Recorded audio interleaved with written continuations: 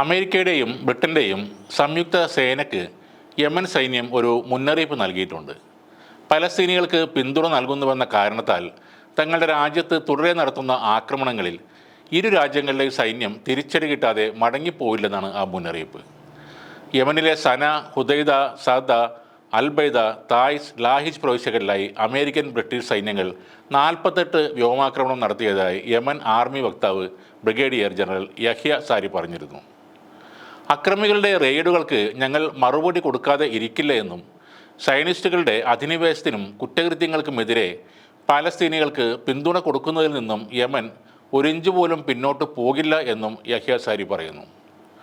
Australia, Bahrain, Canada, Denmark, Netherlands, New Zealand എന്നീ രാജ്യങ്ങളുടെ പിന്തുണയോടെയാണ് ബ്രിട്ടനും അമേരിക്കയും ഈ ആക്രമണങ്ങൾ നടത്തുന്നത്. അതേസമയം യമനിലെ ഭൂഗർഭ സംഭരണ സൗകര്യങ്ങൾ, കമാൻഡ് ആൻഡ് കൺട്രോൾ, മിസൈൽ സംവിധാനങ്ങൾ, ഓപ്പറേഷൻ സൈറ്റുകൾ, റഡാറുകൾ, ഹെലികോപ്റ്ററുകൾ എന്നിവയെ ലക്ഷ്യം വെച്ചാണ് വ്യോമാക്രമണം നടത്തിയതെന്ന് അമേരിക്കൻ സെൻട്രൽ കമാൻഡ് പ്രസ്താവനയിൽ പറയുന്നുണ്ട്. പലസ്തീൻ അനുകൂല പ്രവർത്തനങ്ങൾ നടത്താനുള്ള യമൻ്റെ കഴിവുകളെ ഇല്ലാതാക്കുക എന്നതാണ് തങ്ങളുടെ ആക്രമണത്തിന് പിന്നിലെ ഉദ്ദേശമെന്നും അവർ പറയുന്നു. യമനിൽ നടത്തിയ ഈ ആക്രമണം ഹൂത്തികൾക്ക് വ്യക്തമായ സന്ദേശം നൽകുമെന്നും അന്താരാഷ്ട്ര കപ്പലുകൾക്ക് നേരെയുള്ള അവരുടെ ആക്രമണങ്ങൾ അവസാനിപ്പിച്ചില്ലെങ്കിൽ ഇനിയും പ്രത്യാഘാതങ്ങൾ ഉണ്ടാകുമെന്നാണ് അവരുടെ വക്താവ് പറയുന്നത്. ഇപ്പോൾ യമൻ നൽകിയ ഈ മുന്നറിയിപ്പിന് ശേഷം സിറിയയിലെ SDF പരിശീലന കേന്ദ്രത്തിന് നേരെയുണ്ടായ ഡ്രോൺ ആക്രമണത്തിൽ 6 പേർ മരിച്ചിട്ടുണ്ട്.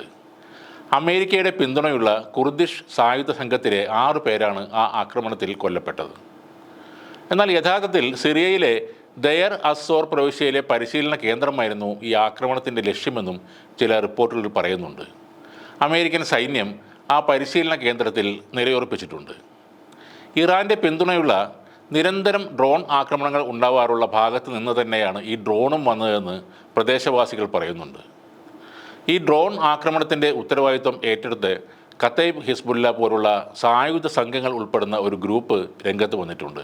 അധിനിവേശത്തെ ചെറുക്കുന്നതിനുള്ള തങ്ങളുടെ സമീപനത്തിൻ്റെ തുടർച്ചയാണ് ഈ ആക്രമണം എന്നാണ് അവർ പറയുന്നത്. കഴിഞ്ഞ ആഴ്ച സിറിയൻ അതിർത്തിക്കടുത്തുള്ള വടക്ക് കിഴക്കൻ ജോർദാനിൽ നടന്ന ഡ്രോൺ ആക്രമണത്തിൻ്റെ ഉത്തരവാദിത്വവും ഇതേ സംഘം തന്നെയാണ് ഏറ്റെടുത്തത്. അന്ന് അമേരിക്കയുടെ 3 സൈനികരായിരുന്നു ഡ്രോൺ ആക്രമണത്തിൽ കൊല്ലപ്പെട്ടത്.